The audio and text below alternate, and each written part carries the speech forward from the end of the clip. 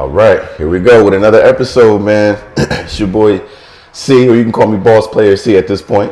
And it's my uncle, Darrel Stroman, Poughkeepsie Pioneer. For real, been long enough to be on the Appreciate you pulling up on me, baby. Okay, so you know how we do. We get right into it. Very simple. Who are you?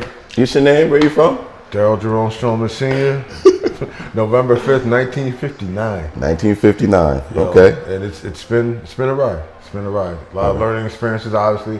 More positivity. I mean, you know, there's going to be some losses, but I can't complain. Yeah. And I think that's the bottom line. Like, you start life, you know, like I'll take it back to grade school. Yeah. People always talked about not having friends. I didn't need friends. I had my family. That's right. We 20, 30 deep in any right. fucking school We I were was big. in. We were big. You know what I'm saying? So I walked out the door. My cousins was outside to play with. That's right. You know, That's I woke up. They were might be in the next bed. Yeah. I can remember times due to some difficulties that a bunch of us would be living together. So it's like at one point there was 8 of us in the room. 8. 4 in one bed. 4 in the other bed. Yeah. I'm like maybe. And this house was on North Clinton Street in Poughkeepsie. Ooh, there you go. That's what I need. I need the Poughkeepsie streets. Yeah, Good. North Clinton Street, and that right across the street was grandma, maternal grandma's house, 108 North Clinton Street. Okay. Which used to be a hospital back in the day. The house was like 150 years old. It was one of the first houses built in Poughkeepsie. The funny thing, and it came to play later on. Well, not later on, like when I was still under 10. All the hospitals in the old days, the morgue was underneath. Yeah. So that's where they actually stored the bodies. Oh my goodness. And in some cases, bodies never got claimed. So anyway, oh my goodness. Now this house, your great grandmother. Yeah. So it was kind of funny because like there was one house on this side of the street that 108 on this side, and there was like 5 aunts worth of kids, families between the two houses. So, like I said, I opened up the front door. The cousins that wasn't in the house over there was across the street. Yeah. And now, obviously, that was the Poughkeepsie side of it. Obviously, with Stroman and Penfield, of course. Yeah. So, I mean, that's 11 brothers. No, this was all just Penfields. Oh my goodness. This was like, you think about it, your grandmother had 8 sisters, 2 brothers. Yeah, that's right. So you're talking about 11 siblings. Yeah. So that, and my father, he had. Probably, yeah. He had 4 brothers and 5 sisters. They didn't have TV back then. They had to do something. Yeah, that's get busy. And my father was raised locally too.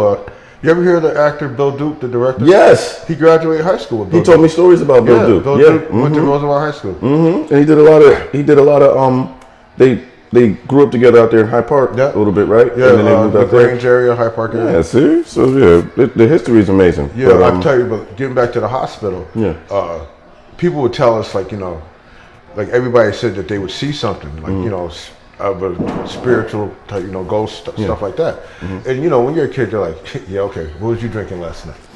So we unfortunately lost one of our cousins. His name was Todd, Aunt Linda's son. This is, let's see, I'm 6 years old, so we're talking, almost 60 years ago. Wow.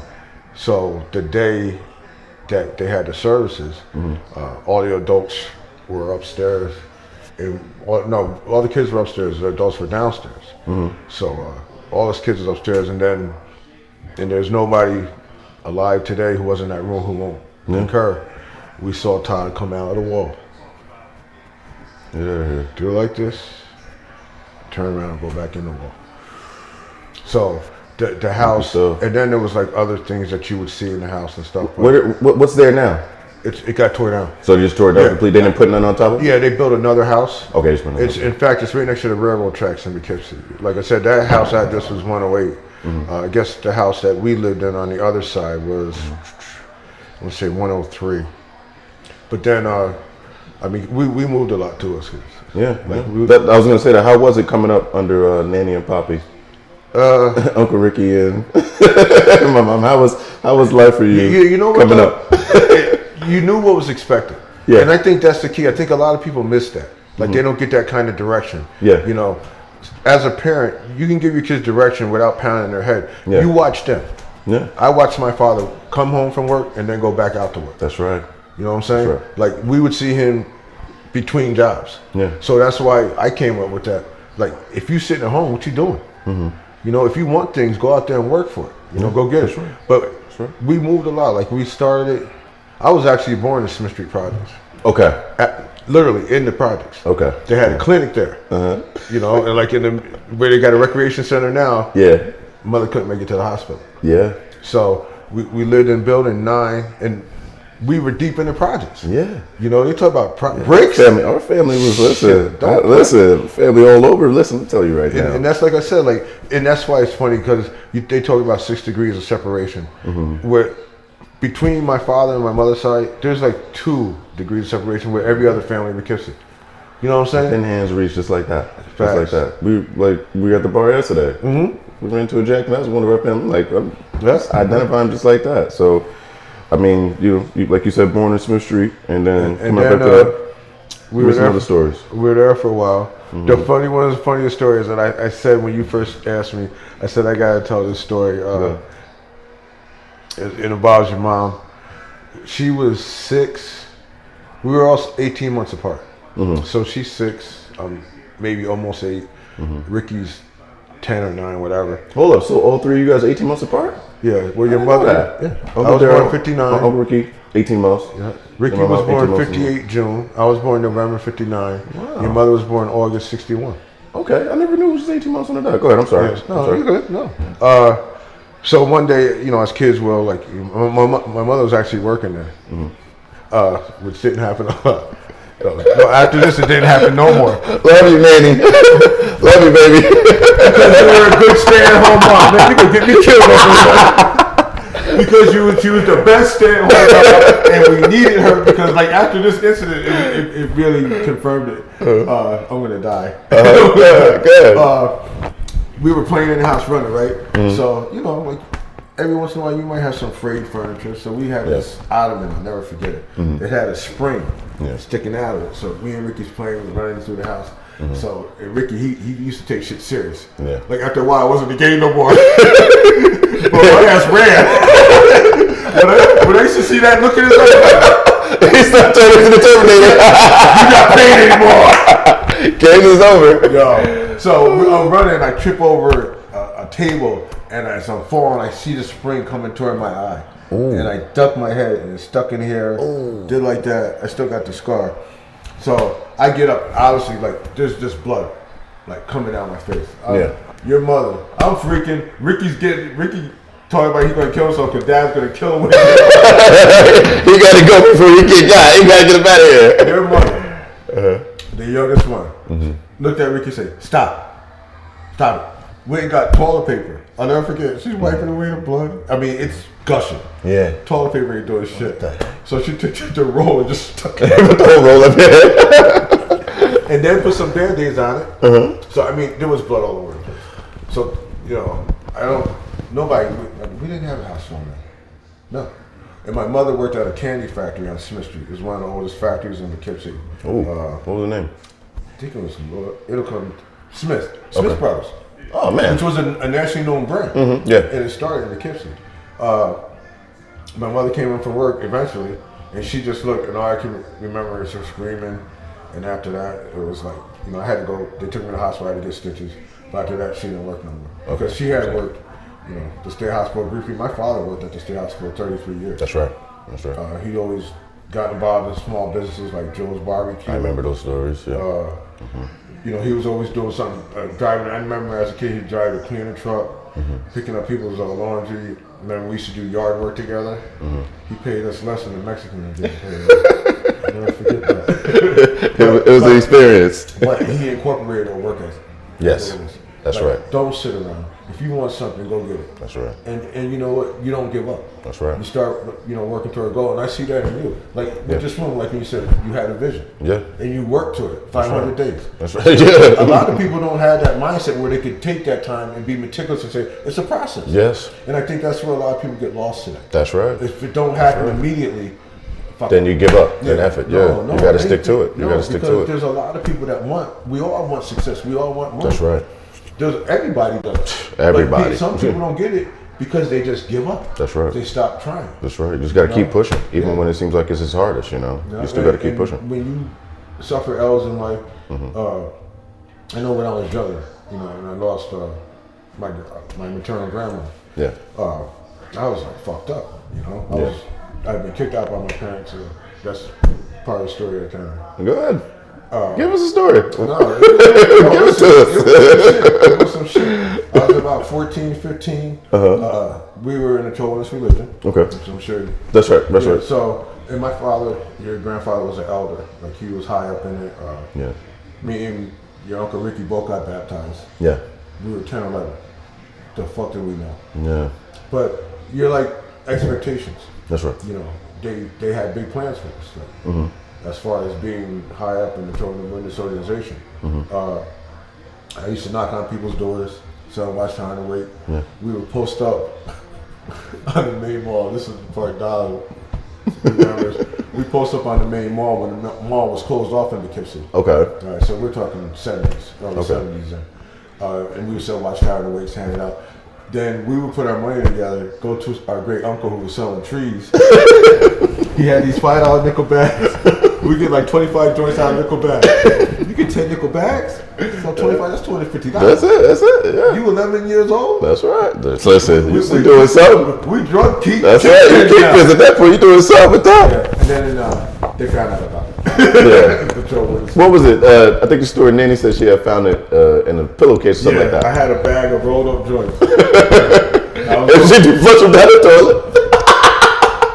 It was like $60. $60 back then, that was almost rent. Yeah. I'm looking at her, and I remember saying, like, in my mind, I think I was like 13 or 14. What the fuck is she doing? Yeah. But those words would never I know. Yeah. come out. Yeah, I know. So, they put me out for a little while there and there, but when I got this fellowship out of religion. Yeah. At 14 too? Yeah. What? And that's when they kicked me out the house. I thought that was later. 14, 15, they kicked out. I mean, this fellowship. Yeah, this fellowship. All I've been baptized, man. I used to get the speeches, like. All because they found what they found? No. Dad and some girl told me that me and her had distance. Oh, yeah. Well, yeah, they didn't like that either. Now you want to confess. Yeah, they were big on that. But you know what, though? Like, as a kid, I remember going, I never gave a fuck about the holidays. Yeah. Like, when my father and mother really got into the religion, I was 5. And that Okay, so you didn't really see too much of it. That's what I asked you. That was the last Christmas that I remember till I got married. Till you got on I your didn't own. have Christmas until I was like 19. Till you got on your own, yeah. Yeah. So, but I didn't care about that because the logic, like being someone who I consider myself thrifty, like just splurging money just for the sake of spending money. Yeah. I mean, if you get stuff you need, fine. But like Christmas seemed to me to just be like commercial and all that shit. So even as a kid, I was like, yeah, all right. But trying to sell you something. But you know what that was? I was trying to convince myself that it didn't bother me because I seen the other kids all happy, and then I used to say, well, why can't we be happy? Yeah. Why can't everybody have a day? Why birthdays? Yeah. Birthdays? If I take a cupcake, some kid goes to school and they get in trouble because I'm selling. Yeah. People don't realize, and I don't put anybody down for their beliefs, but I know the definition of a cult. Yes. Okay?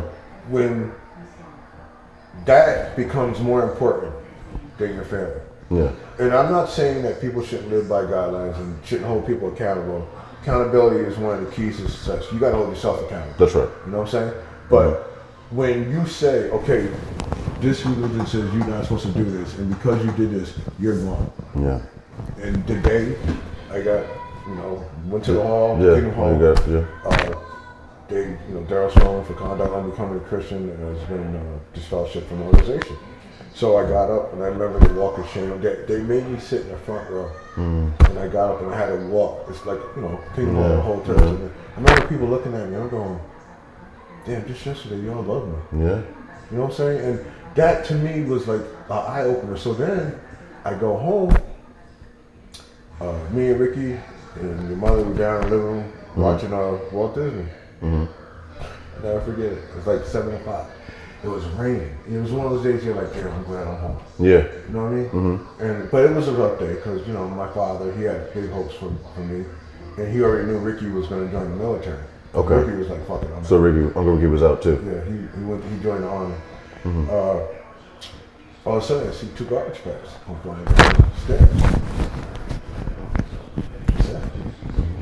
then it hit me. And as soon as it hit me, I looked at Ricky and it hit him too. And they told me I had to leave. So I'm walking from Ricky. This is Rip Van Winkle. Rip Van Winkle. Right? Yeah. And now this was 2 weeks previous. She had flushed my joints. Oh yeah. So flush the joints down the toilet. You're already behind on what you were already there. Now you don't put me out with no money. Yeah. Like you just said, well, I gotta go. What? I said, where am I going? Probably pointing to the door. I'll never forget grabbing the garbage bags. I didn't argue. I knew not to argue with Richard. Yeah. I was like, Yeah. I remember looking at my mother for like don't be a lifeline. Do something for me. Yeah, You know? you know what I mean? And She couldn't do nothing. Wow. And I had to walk out the door. I heard your mother scream. Ricky ran up the stairs. We shared a room. I heard him slam the door, go in the room.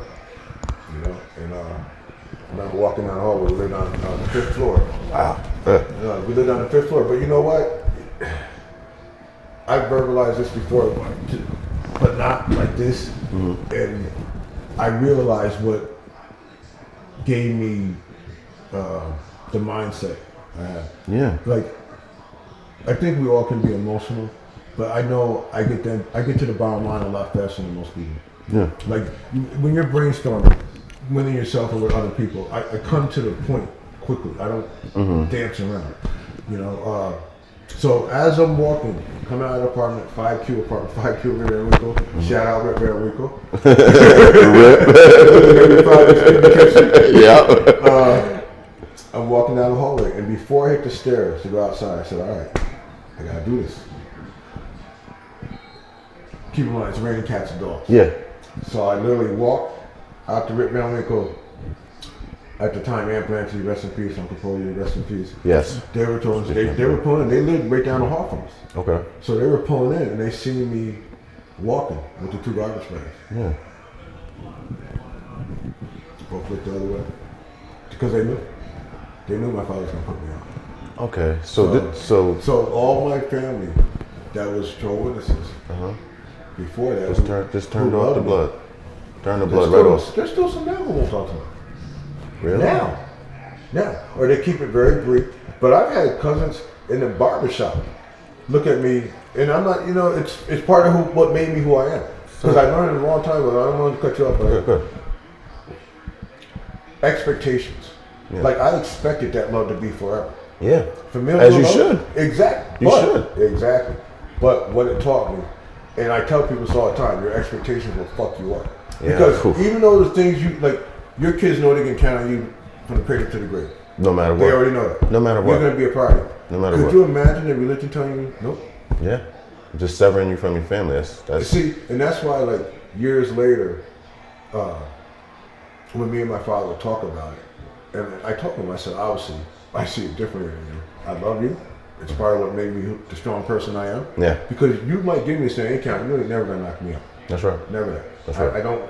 I can't relate to that give up mentality. That's right. In anything I do. Yeah. But it was a tough lesson learned because I remember walking up the block, Main Street, walking past the Derby. Little did I know I'd be spending 20 years of my life. Right, running it. I got up, there was a bus stop on Market Street. Okay. I slept my first night in that bus stop. I don't believe you. You serious, huh? Yeah. And then after that, I bounced between, there was a bus station on Market Street, there was a train station, just for that week. I didn't really know what I was doing. I would go to school, I would find somewhere to put my stuff. I would go to school early, try to clean up as much as I could in the school bathroom. I was homeless. You was homeless? Yeah, homeless. Yeah. Yo. Yeah, at 14. If I could just add in here, Go ahead. why I'm so shocked. The stories that I've heard and I've gotten, they're painted so much more different than this. It was more so like, oh, well, they sent you to Aunt Blanche and Craig got sent to their house, so you guys kind of swapped houses. The way I was put the story to me. Yeah. Who told you that shit? I believe, if I'm not mistaken, it had to be Poppy in our conversation. I lived with my Aunt Blanche? You guys swapped houses, or was it you or was it my mom? that swapped houses. My mom swapped houses, and Craig went to stay with them. That might have happened after they put me out. Okay, but this never happened, and you were never sent to any family member the way, because Poppy put it like you were sent to a family member. Not that you were abandoned like that. Oh, that's crazy. Let me tell you this. Let me tell you this. Okay, let me say one more thing. Yeah. That changes my view of you completely. I never knew that you were abandoned like that. Yeah. That's very traumatizing. Oh, yeah. I don't think a lot of people understand what that does to a mentality. And when I was homeless, I turned into a fucking animal. Yeah. I did my thing. Yeah. You know, and I did not give a fuck. I needed money. I never knew that. I never knew you were homeless. Yeah. I never knew that. So, but that, you know, I found a place to live. And that's crazy how that part was left what your grandfather was trying to say. Then I started hitting up family members. Because I'm like, I can't be outside like this. So I would go to a family member's house. Yo, just give me that corner of the room. You, not him. No, not him. He made it seem like he provided okay. But he talked to a couple cousins. Like the one cousin that he said, yo, your cousin Junie's got rooms. Because I would be out and then I would come back for a little while. And then they were like, no, this ain't gonna work. Okay. You know, and a lot of times, that might happen 2 or 3 times. When I came back, I would go when I knew my father wasn't home. You know, I talked to my mother and, you know, I said, you know, and then my father would come home and say, listen, you gotta live my way. And I said, well, I can't live your way.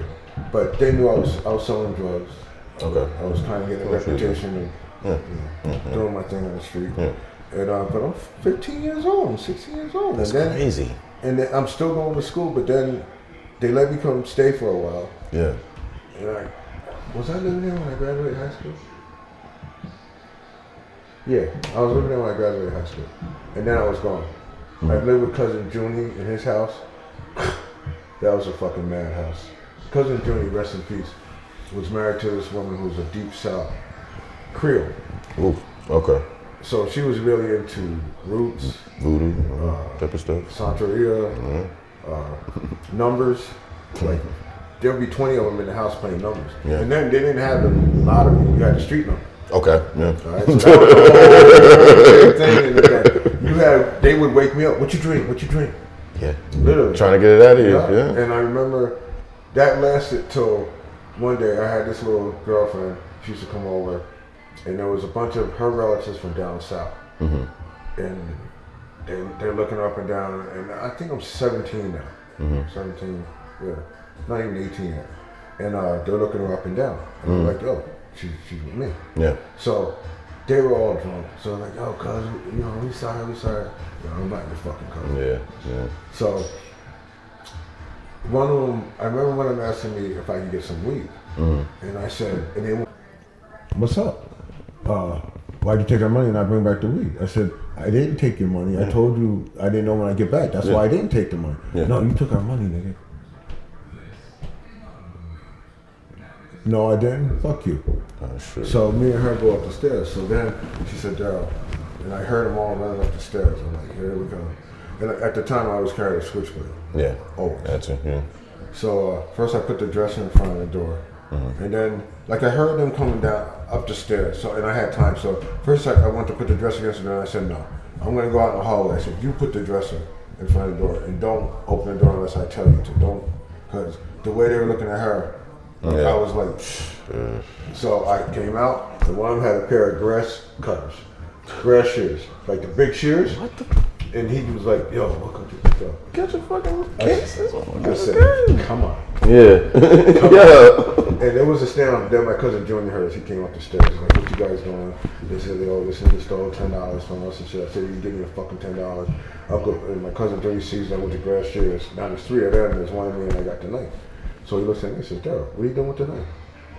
Keeping them from cutting me? Yeah. Trying to get rid of me, yeah. So that was the end of that. Yeah. So I had to move out. So the girl, her father was an IBM executive and he used to travel all the time. Anyway, he was leaving for Germany the next day. Her parents were separated.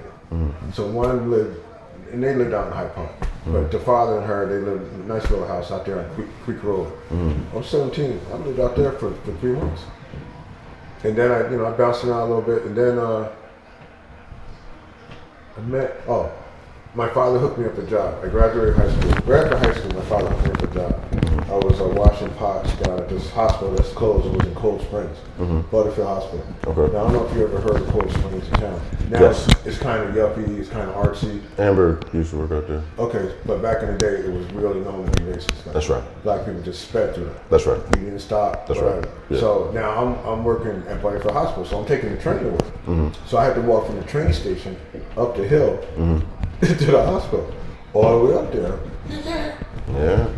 I never had no white people. Bold. In Poughkeepsey, they don't. Bold out there. They Not in Poughkeepsie, yeah. keep their head down. Exactly. You know? But I was like, oh, word, it's like that. All right.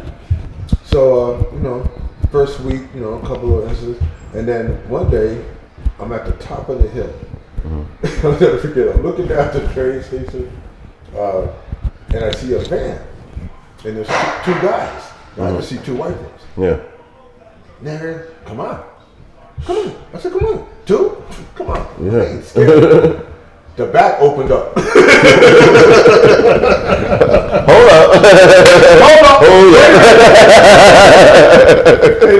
And you know what's funny? Like, even I got stopped by the cops walking through the town because they obviously wasn't used to it. My brother walking through the town. So I would throw away my knives all the time because I'm not going to. Because you don't want to get caught with that and that'll be a weapon. So this is that day before I had to throw a knife. So I reach in my pocket. I'm like, oh shit, I ain't got my knife either. I said, no. Yeah. This is a retreat. I ran to the train station. Yeah. I had 6 white boys on my ass. And then I came back to work. I didn't go back to work the next day. I came back to work the next week. And I found out from one of the girls who worked at the hospital who they were. So one of them, he worked down in the maintenance room in the hospital I worked. So I went down there to have a conversation with him. And I got 3 of them. What happened? Oh, so you guys went at it? Yeah. Oh, I fought 2 more. Yeah. I beat that boy senseless. Shit. But after that, they left me alone. Yeah. You know, and then I started hitting everything that was there. I got you. You know. At this point. Then I met my wife. Yeah, I bet it. Yeah. She was she grew up in Cold Springs.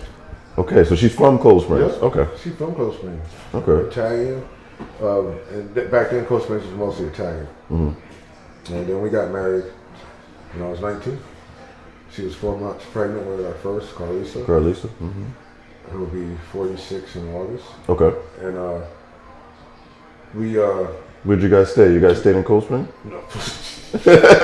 Well, if she's from there, so I was thinking, As a matter of fact, there's a story to that too, because after that, and like her mother was okay with me. Her father was old school Italian. Okay. He didn't even come to the wedding. Okay. And her brothers didn't either. Okay. Her sisters came. She had 4 sisters, 2 brothers. No, 3 sisters, 2 brothers. Oh, hold on. I'm sorry. We got married February 24th, 1979. And you said her father was old school. He didn't Yeah, he didn't come to the wedding, and he put her out the house. Like when he found out that we were messing around, he put her out the house. At this point, I was sharing a 2-bedroom with a friend of mine, Jimmy Simmons and his girlfriend, Brian. That was crazy. I ended up putting them out. Okay. So me and Betty had that apartment. That's when Carlisa was born. That was her first home. Okay. Right across from Madison Square Park.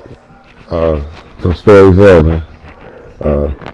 And you guys came back to, where'd you guys go? To, where Carlisa, you said you weren't in Cold Springs. Where was this? No, Mansion Street in Poughkeepsie. Oh, okay, yeah. Right by Madison Square Park. Got you. Okay, got you. Yeah. So the park was always packed with people. Of course. You know, I was working at IBM. I got hired at IBM when I was 18. That's right. So started there in 78. Okay. May 8th, 1978 was my hire date. And did 23 years there. How old were you when little Darrel was born?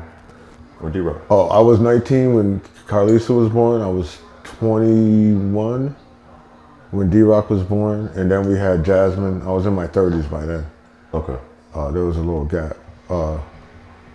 And you were, because I remember when, you know, I think I'm about 2 years younger, because I'm 37, so I'm 2 years younger than D-Rock. Yeah, D-Rock, no. He's not 48, is he? He's 42. Oh, damn. D-Rock was born, Carlisa was born in 79, D-Rock was born in 82. I'm 87. Yeah. So, yeah. So like I said, I was telling you yesterday, you know, coming up, it had to be 92, 93, or 96, where it was in Corliss, pretty much.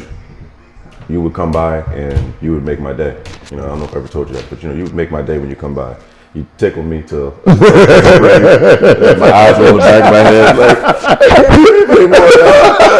can't do anymore.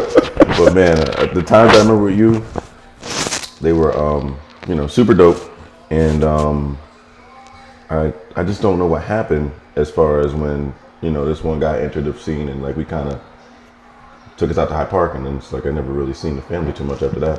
Yeah, because. But Poughkeepsie, you would pull up on us all the time. Yeah. I no, because you're speaking of Charles. Yeah. Yeah. I never liked him. Yeah. And it got to a point where when things finally went south with him and your mother, where she allowed me to put hands on him, and I went after him a lot. Yeah. That was how I felt. I went to school with him. And when I say I'm not like this, I never liked him. And he was just always that motherfucker who had everything, but flaunted it. Like, you know, had the new pants, had musical instruments, had new sneakers, everything that a kid could want back then. Okay. But like I said, he was just egotistical with it. And when your mother met him, and I'm like, you're messing with him? And I went and beat him up. I said, that's my sister, but you know, you can't block love. And it got to a point where, like I told her, I said, I love you, but I can't be around him. And that too. That's what, like I said, I get to the point pretty quick. And it hurt. Like I said, when you guys came, when you and Brian came by, man, oh my God, y'all was saving my life, man. I was like, oh man. Ooh, and then there was that too. And then even with that situation, I mean, I fucked that kid up a couple times. But like your grandfather would tell me, he'll be back.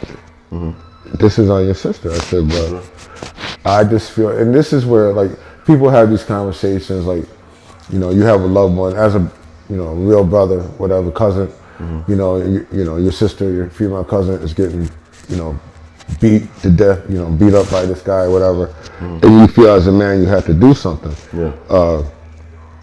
There's two sides of that. Like sometimes, like I told my father, well, now it's not about just her, it's about how I feel. Yeah. And I can't look myself in the mirror anymore. That's right. As her brother, I can't. I got to do something. So that was a rocky point. Those times were what they were, but but you know what? Like everything, man, everything in life, you grow from it. You know, like I remember then, I just wanted to help me. I focused on getting a house. I remember times I come over and sleep over. I had some dope times there too. You guys had a newspaper route. That was so fun. I thought that was so fun, man. I mean, just to be up so early, like you just I didn't understand what we were doing. No, because you know what? Just in it to win the door. I told you how that came about, right? No. Oh shit. My D-Rock, of course, wanted the $100 sneakers. It's funny I say $100 sneakers. We're talking, you know, in the 80s, the late 80s, early 90s, right? So $100, $150. I'm like, yeah, if you want $100 sneakers, you're gonna have to come up with half of it. Now he's about 10 years old. Okay. He said, I don't have a job. Yes, you do. There you go. I got them both of paper routes. They were delivering 150 papers a day before school. And I went to work at IBM 6 o'clock in the morning. So before I went to work, before they went to school, we up rolling up newspapers. Snow, rain, sleet, didn't matter. I really think, and that's doing. Yeah, we can just do that together. Oh, really? But you know, and after a while, it got to be fun for them. And they also taught, like after D-Rock started making the money, he didn't need those $100 sneakers. That's right. You know, I said, we understand the value of a dollar. So obviously, as a parent, you want to instill a work ethic in your kids, because as long as you got a work ethic, you'll be all right. Yeah. You know, you might not work the job you want. That's right. You might not make enough at that one job. That's right. But you'll work 2 jobs to make sure everything's covered. That's right. You know, and just being able to grind. You know, like sometimes you just got to put your head down and just keep going forward. Yeah. So when we were out there in fucking 2-foot snow drifts, I said, tell them, 1 foot in front of the other. There you go. That's all, 1 foot in front of the other. I love that mentality, man. Oh my goodness, man. I'm all for that mentality, man. Then as a kid, it was like, oh, Uncle Darrel's mean, but nah, man, what you were pushing is what I needed at that time. I just didn't understand. Yeah. And you know what's funny, like I've had other younger cousins, like Katrina, but one of her favorite stories is whenever she used to come over, because we had hardwood floors, and I used to tell the kids, keep socks on when you're out on the floors because you're going to get splinters if you don't. And she always want to take her socks off, and she got stubborn about it. So I just looked at her, and I remember one day saying, and I heard my father. I said, my house, my rules. There you go.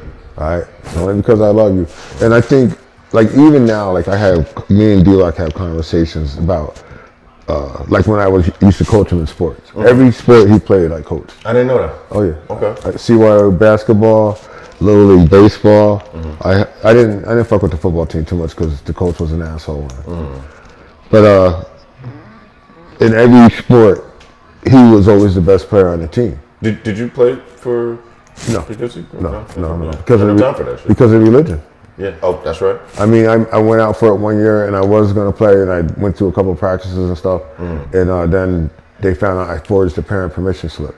And my father wouldn't sign it. Like, keep in mind, I wasn't at home either. You had to. So, but you know, I mean, I always balled on the street. Like, I was always more on making money. Like, I hung out in bars. I've done bar security since I was 19.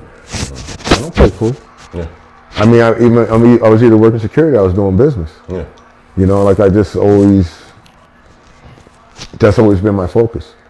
You know, like, and then, because once you have kids, and you know what it is, once you have kids, I mean, now you're already putting away money for college. That's right. That's it. You have to. You know what I'm saying? Yeah. And you want, because as a father, the main thing that I got from my father, like he said, you know, I want you to have it easier than me.